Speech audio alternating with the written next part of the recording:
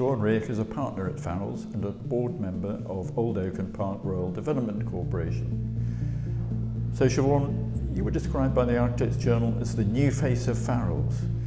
Would you agree with that description, and how has the practice changed since Terry left? So no, I wouldn't agree with that description. I think the transition that we're going through now means that there isn't a singular face of Farrells anymore. What we're building is a studio based on the expertise of the people that we have here today. I think generally architects are part of a bigger, we're sort of like a cog in the wheel as part of the wider development industry, and we offer a service. But that sort of figurehead is not something that's there anymore, and the team itself is dictating the direction of the practice. I like to call it a startup with a 50-year history, because I think that there are so many people here today that will influence what the studio becomes and the work that we do as we move forward. Now, one of the big projects that you're working on is Chelsea Waterfront. I mean, that's been in the practice since the mid-90s, hasn't it? Yeah. That's nearing completion now, I think. It's been in the practice since 1996, and it is due for completion in 2023. Towards the end of 2023, the final phase will be due for completion.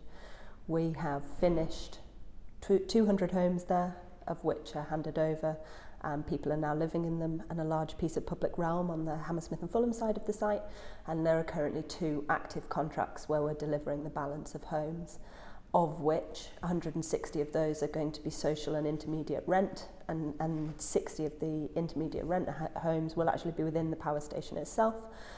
So it's giving local people an opportunity to live within a landmark that's been empty for so long. And our work on that currently is facade retention, delivering the fit out.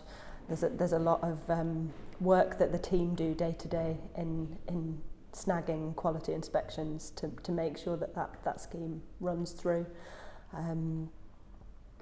And when it is finished at the end of next year, I think what we will finally deliver in this final phase is that sort of final piece of the public realm. So the centre of the power station itself will be publicly accessible. There's a sort of large atrium space, a little bit like a miniature turbine hall from the Tate, but that you can pass through and then out into the rest of the site and into the wider area.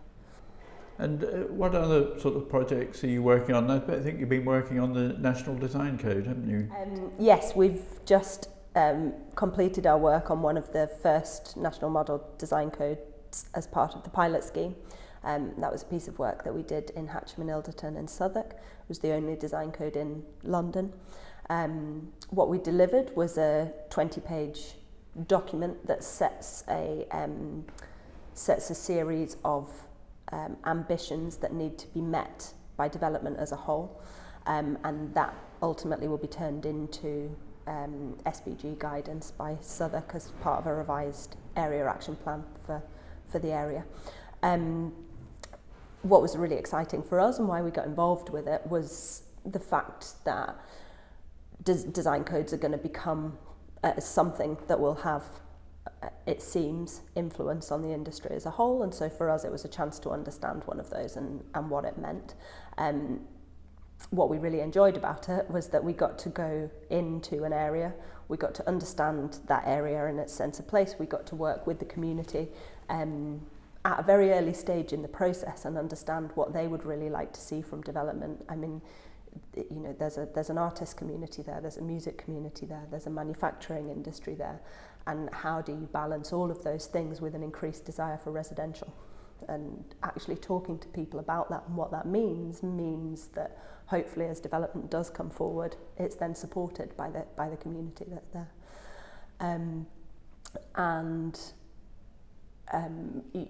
From that we delivered these outcomes that will mean that as development comes forward in that area, it will all be cohesive and there'll be a real sense of place to it. I think underneath it, it's what good architects do when they bring a site forward and what good developers do when they bring a site forward. They think about how to tie that place together and to stitch it into the wider urban fabric, and hopefully what these design codes will mean is that, you know, every part of a city that comes forward has that essence to it. And what other sorts of projects as well in the office? And so other projects that we're working on, so we're working on the Convoys Wharf master plan, which is a master plan in alongside the river that came out of thinking about protected wharves along the river and how they're used and how development can happen alongside them and how they're maintained. And our role on that, alongside delivering some of the master plan and some of the detailed plots, is a master architect role, which kind of ties back into the Farrells thinking of the fact that when you're delivering development on that scale, you can't do it all as a single studio. It needs to be the work of many hands so that you get that sense of diversity and that feeling of a city to it.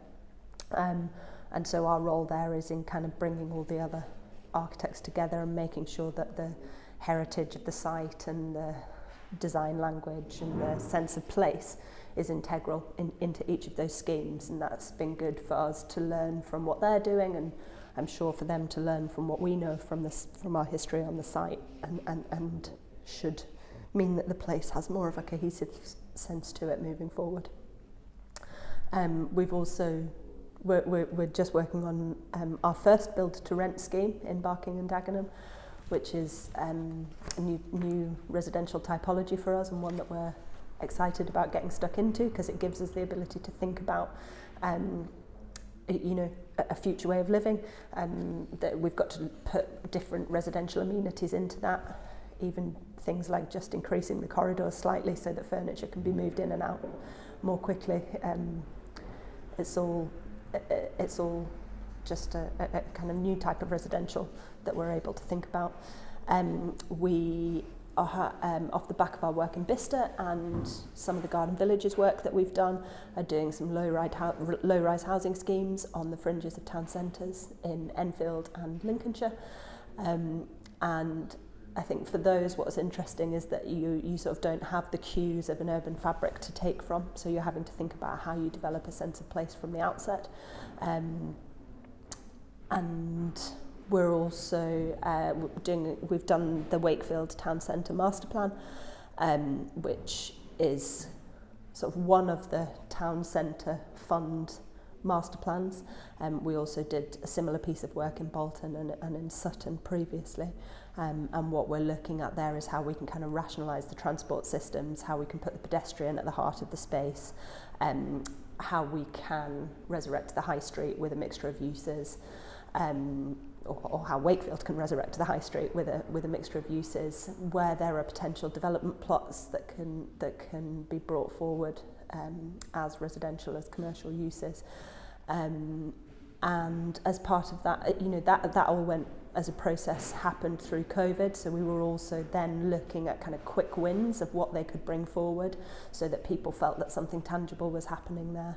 And that's been a really exciting journey to go on and work on that with Wakefield and with the community in Wakefield as well. They've had some really interesting views that have influenced that piece of work.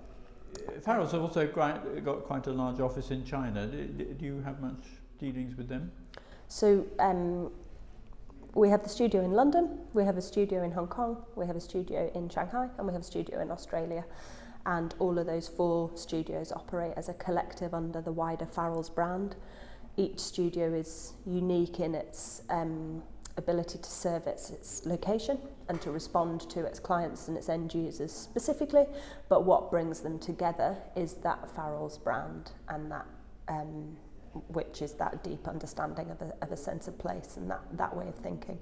And I think for us, where it gets exciting is that we can draw on those offices if there is a certain expertise that we don't have here in London. We can draw on someone who's perhaps got more transport experience from Hong Kong, or someone who's got some more museum experience from Shanghai, and bring that lessons learned and that sharing of expertise together.